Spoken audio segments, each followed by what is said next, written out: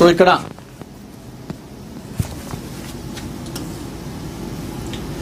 Mile stone నిర్మాణ సంస్థకు shock, మహా కథనాల ఎఫెక్ట్. ఇందాక మనం చెప్పినాం కదా.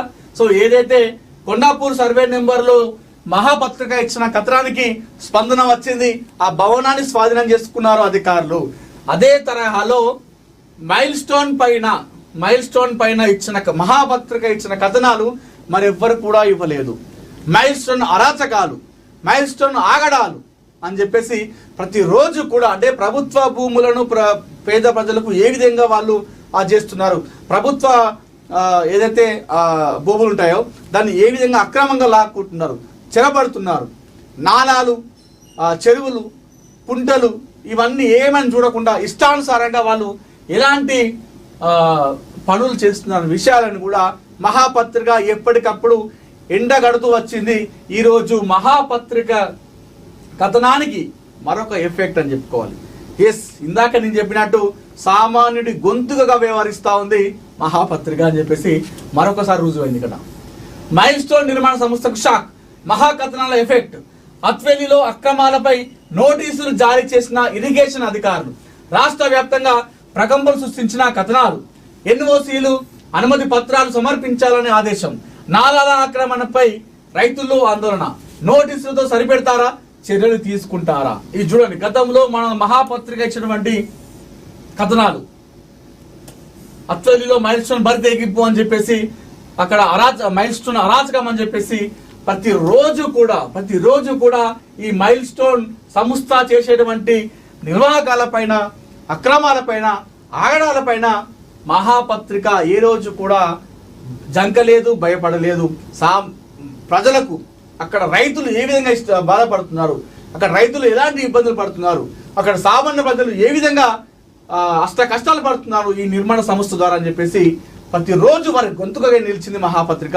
ఈరోజు ఆ కథనానికి ఈరోజు ఒక రెస్పాండ్ వచ్చిందని చెప్పుకోవాలి. మరి దీన్ని కూడా ఏదైతే నోటీసులు అయితే ఇవ్వడం జరిగింది, మరి ఆ నోటీసులు సరిపెడతారా, చర్యలు తీసుకుంటారా అనేది కూడా మనం చూడాలి.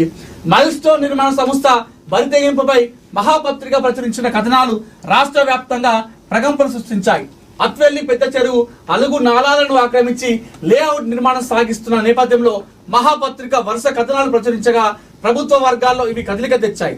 కథనాలకు స్పందించిన ఇరిగేషన్ అధికారులు గతంలో జారీ చేసిన ఇరిగేషన్ ఎన్ఓసీలు ఇరిగేషన్ కార్యాలయానికి వచ్చి అందజేయాలని మౌఖిక ఆదేశాలు జారీ చేసినప్పటికీ మైల్ స్టోన్ యాజమాన్యం స్పందించకపోవడంతో ఇరిగేషన్ ఎన్ఓసి హెచ్ఎండిఏ ఇచ్చిన లేఅవుట్ అనుమతుల పత్రాలు అందజేయాలని శుక్రవారం నోటీసులు జారీ చేశారు.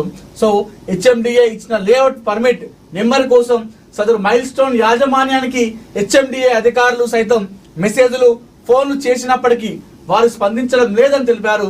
మైల్ స్టోన్ అక్రమాలు, బరి తెగింపుపై రైతులు కూడా ఆందోళన వ్యక్తం చేస్తున్నారు.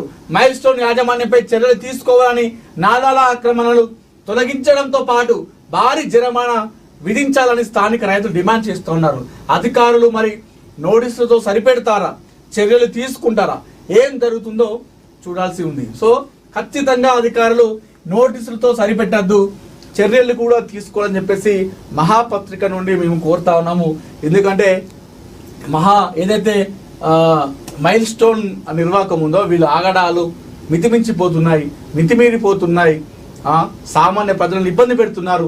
ప్రభుత్వ భూములను అక్రమంగా వాళ్ళు రిజిస్ట్రేషన్ చేసుకోవడం కావచ్చు, నాలాలు, కుంటలు, చెరువులను వాళ్ళు చెరబట్టడం కావచ్చు, అక్రమంగా రిజిస్ట్రేషన్లు డబుల్ ట్రిపుల్ ఇట్లా ఇష్టానుసారంగా రిజిస్ట్రేషన్ చేయించడం కావచ్చు. ఈ మైల్ స్టోన్ అరాచకాలు మామూలు కాదు. కాబట్టి వీళ్ళకి అడ్డుకట్ట వేయాలంటే ఖచ్చితంగా అధికారులు నోటీసులతో మాత్రమే సరిపెట్టకుండా చర్యలు తీసుకోవాలని చెప్పేసి మహాపత్రిక నుండి కోరుకుంటున్నాం. ఏదైతే ఇప్పుడు వీరికి నోటీసులు వచ్చేంత వరకు కూడా మనం చాలా కష్టపడింది మహాపత్రిక. సామాన్య ప్రజల కోసం ఇక్కడ మనం ప్రతిరోజు కథనం ప్రసారం చేసినాము.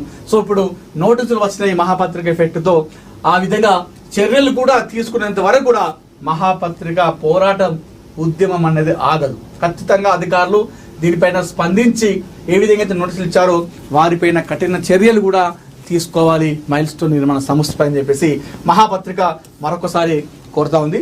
లేదంటే మహాపత్రిక ఉద్యమం, పోరాటం మాత్రం అక్కడ ఆగదు. 1500 కోట్ల విలువైన భూ కబ్జాకు యత్నం, ముగ్గురిని అరెస్టు చేసినట్లు వెల్లడించిన డీసీపీ. వైసీపీ మాజీ ఎమ్మెల్యే బ్రహ్మనాయుడు, గొల్ల రమేష్ పరారిలో ఉన్నట్లు వెల్లడి. గండిపేట తహసీల్దార్ ఫిర్యాదుతో విషయం వెలుగు చూసిందన్న డీసీపీ. ఏంది కదా ఇది? 1500 కోట్లు విలువైన భూ కబ్జా. అరే నాయన, ఇక్కడ ఒక సామాన్య ప్రజలు రెండు పూటల అన్నం తినడానికి అష్ట కష్టాలు పడుతున్నారు. పొద్దుగా లేచి పొద్దంతా వాళ్ళు పనిచేస్తే కూడా 2 పూటలు అన్నం తింటలేరు పక్క. కానీ ఇక్కడ చూడండి, 1500 కోట్లు భూమికి కబ్జాకు యత్నం చేశారంట. ఎంత దారుణం ఇది! ఎంత కథ ఇది! ఇంత దారుణమా? అందుకే మన భారతదేశం అన్నది అభివృద్ధి చెందుతున్న దేశం అంటారు. అభివృద్ధి చెందిన దేశం అనరు, చెందుతున్న దేశం. అది ఎప్పటికీ మన గతంలో కావచ్చు, భవిష్యత్తు, అదేవిధంగా అన్ని భూత భవిష్యత్తు వర్తమానం అంటారు కదా, ఆ విధంగా.